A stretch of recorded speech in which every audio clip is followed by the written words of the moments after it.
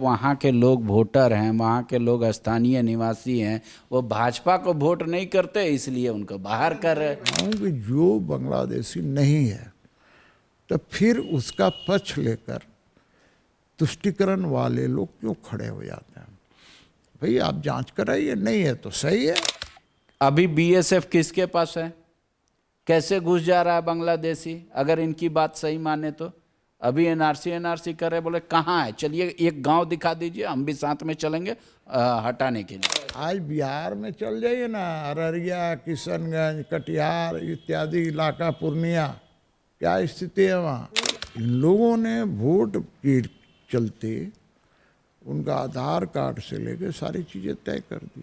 Google करके देख लीजिए कि कई कहाँ बॉर्डर सट रहा है झारखंड और बांग्लादेश का, कभी ऐसे देखे कैसे घुस जा रहा है। तो बीएसएफ क्या कर रही है, केंद्र सरकार क्या कर रही है? ऐसा है ना, प्रमाण के साथ सदन के बाहर भी आलमगीर साहब चाहेंगे तो उनको दे। भाजपा के प्रदेश अध्यक्ष बाबूलाल मरांडी ने एनआरसी का चर्चा एक बार फिर से छेड़ दिया है। कह रहे हैं सरकार बनी तो कम से कम संथाल परगना में तो जरूर लागू करेंगे एनआरसी। कह रहे हैं अब जो सत्ता पक्ष है वो ये कह रही है कि जब बीजेपी सदन में बार बार ये मुद्दा उठता है और वो सरकार में रहती है तो भूल जाती है, विपक्ष में और चुनाव नज़दीक आता देख ये सब बात करती है। हमारे साथ सीपी सिंह जी हैं। आलमगीर साहब कह रहे हैं कि लोग जब सत्ता में थे, सदन में 10 बार ये मुद्दा उठा, एक बार भी सर्वे नहीं करा, एक बार भी कुछ नहीं करा है। अभी बीएसएफ किसके पास है? कैसे घुस जा रहा है बांग्लादेशी? अगर इनकी बात सही माने तो अभी एनआरसी कर रहे, बोले कहाँ है, चलिए एक गांव दिखा दीजिए, हम भी साथ में चलेंगे हटाने के लिए। देखिए, जहाँ तक सवाल है कि बांग्लादेशी घुसपैठियों का, ये सही बात है कि संथाल परगना के पूरा इलाका का डेमोग्राफी चेंज हो गया है। बोले ये गलत बात है, सरासर गलत बात है। बोले रांची के लोग, गिरिडीह के लोग बैठ के तय कर देंगे कि संथाल में बांग्लादेशी आ गए हैं। नहीं, मैं नहीं तय कर रहा हूँ ना। ऐसा है ना, विश्व बहुत छोटा हो गया है। अमेरिका में क्या हो रहा है क्या यहाँ के लोगों को पता नहीं है, यहाँ क्या हो रहा है अमेरिका के लोगों को पता नहीं है। तो संथाल परगना कौन सा दूर है, 400 किलोमीटर की दूरी पर है। तो मैं ये कह रहा हूँ कि उस क्षेत्र में यदि जाइएगा तो बांग्लादेशी घुसपैठिए नजर आएंगे। और इन लोगों ने वोट के चलते उनका आधार कार्ड से लेके सारी चीज़ें तय कर दी है। हाँ, मैं इतना मान सकता हूँ कि भाई जहाँ तक एनआरसी का सवाल है, तो चूंकि केंद्र सरकार में अभी एनआरसी लागू नहीं हुआ है, जब एनआरसी लागू होगा तो झारखंड में भी एनआरसी लागू होगा। क्योंकि एनआरसी होगा तो ये भारत के हित में होगा, भारतीय लोगों के हित में होगा। क्योंकि बाहरी लोग आकर के हमारे ज़मीन जायदाद पर कब्जा कर ले और यहाँ के लोग टकटकी लगाकर देखता रहे, ये किसी भी दृष्टि से उचित नहीं है। मैं कह रहा हूँ कि जो बांग्लादेशी नहीं है तो फिर उसका पक्ष लेकर तुष्टिकरण वाले लोग क्यों खड़े हो जाते हैं? भाई आप जांच कराइए, नहीं है तो सही है। अपनी सरकार रहती है तो भाजपा को क्यों नहीं याद आती है? डबल इंजन की भी सरकार रही, क्यों नहीं सर्वे करा? यह समय पर अभी कहीं देखे हैं होते हुए देश के अन्य कोने में, असम को छोड़कर। क्योंकि असम का मामला जब राजीव गांधी प्रधानमंत्री थे उसी समय से वो मामला चल रहा था, इसलिए वहाँ हुआ। बाद बाकी किसी राज्य में आपने नहीं देखा होगा। बिहार में तो विरोध के चलते नहीं हुआ है, जबरदस्त विरोध हुआ, नहीं तो आपकी तो मंशा थी। बोल रहे हैं गृह मंत्री बता रहे थे, सिंक्रोनाइज कर रहे थे। आज बिहार में चल जाइए ना, अररिया, किशनगंज, कटिहार इत्यादि इलाका, पूर्णिया, क्या स्थिति है वहाँ। सारा बांग्लादेशी भर गए हैं वहाँ पर, और सिर्फ वोट बैंक के चलते, चाहे राजद हो, जनता दल यू हो, कांग्रेस हो, वो वहाँ पर उसको बसाने का काम करें। उसी प्रकार झारखंड में भी कांग्रेस जेएमएम का समर्थन उन बांग्लादेशी घुसपैठियों को मिलता है। पूरे गूगल करके देख लीजिए कि कई कहाँ बॉर्डर सट रहा है झारखंड और बांग्लादेश का, कभी ऐसे देखे कैसे घुस जा रहा है।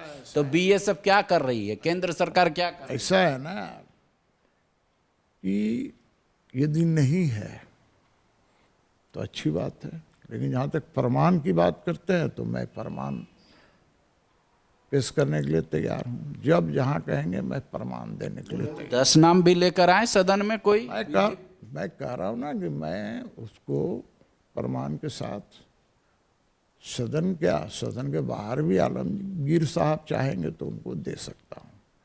वो कह रहे हैं कि जब वहाँ के लोग वोटर हैं, वहाँ के लोग स्थानीय निवासी हैं, वो भाजपा को वोट नहीं करते इसलिए उनको बाहर कर रहे। भैया हम कहाँ कह रहे हैं कि सब हमको वोट दो, हम कहाँ कह रहे हैं कि सब हमको वोट देता है। भाई क्रिश्चियन हमको वोट नहीं देता है, मैं अपनी बात कर रहा हूँ। तो भाई हम कहाँ कहते हो यहाँ के नहीं हैं यहीं के हैं। भाई वो कालांतर में बहुत पहले से उन्होंने दबाव में, प्रलोभन में या शिक्षा के नाम पर, चिकित्सा के नाम पर धर्म परिवर्तन उनका कर दिया गया।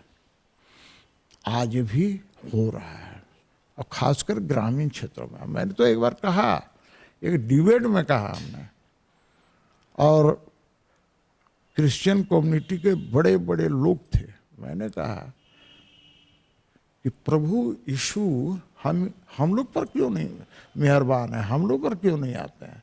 तो सब गरीब वही आदिवासियों पर आते हैं क्या। कि सरकार ने तो कानून बनाया था, आप भी थे उसमें, तो बोलेगा अब फिर कैसे मान रहे कि धर्मांतरण हो रहा है। कानून तो बना हुआ, कानून बना हुआ, कानून तो गोहत्या पर भी रोक है, उसका कानून है ना।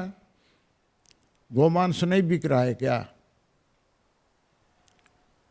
ये हम लोग उठाते हैं मामला तब कहा जाता है कि हम लोग मुसलमानों के खिलाफ बोल रहे हैं। मेरा कहना है कि पत्रकारिता का असली मजा तब है ना जो सही बात दिखाए। मैं आपको जगह बता देता हूँ, आप जाइए देखिए धड़ल्ले होटल में गोमांस पक रहा है कि नहीं, बिक रहा है कि नहीं। अरे मैंने तो एक होटल में बाकायदा लिख दिया था, मैं जा रहा था। वो तो घटना पता है करबला चौक की, तो वो पुलिस नहीं, करबला चौक की नहीं, ये रतन सिनेमा के चौक की बात है। तो पुलिस ने बोर्ड हटवा दिया आपको। बोर्ड ने कहा कि यदि नहीं हटा तो थाना में धरना देंगे। मेरा कहना है कि भाई क्यों, जब ये कानून लागू है, गोहत्या क्यों हो रही है। बकरीद में गाय के पट्टी बांध करके और उसकी हत्या की जाती है, बलि दी जाती है, बीच सड़क पर दी जाती है, क्यों दी जाएगी भाई। अरे भैया देखिए, मैं जब स्पष्ट बोलता हूँ तो लोगों को चिढ़ लगता है। हमको एक बात बताइए, आप शहर में घूमते हैं, लेकिन मैं जानता हूँ कि पत्रकारिता में हिम्मत किसी को नहीं है ये सब बात बोलने की।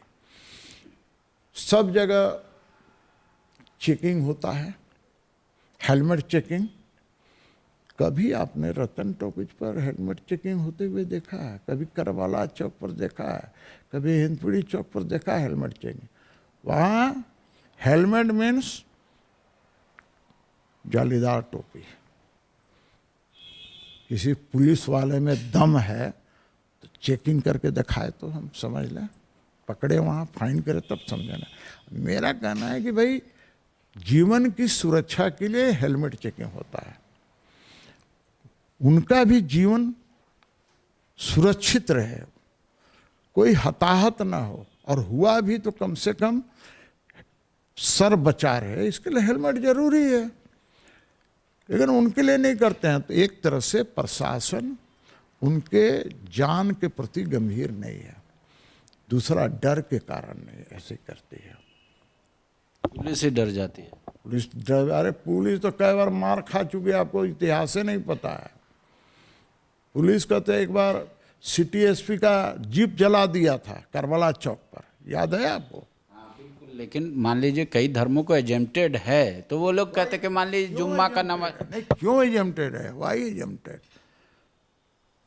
कानून सबके लिए बराबर है, छोटा हो, बड़ा हो, अमीर हो, गरीब हो, रातू रोड हो, करबला चौक हो, अपर बाजार हो, हरमू रोड हो या हिंदपीढ़ी हो, सबके लिए तो है, सभी के लिए।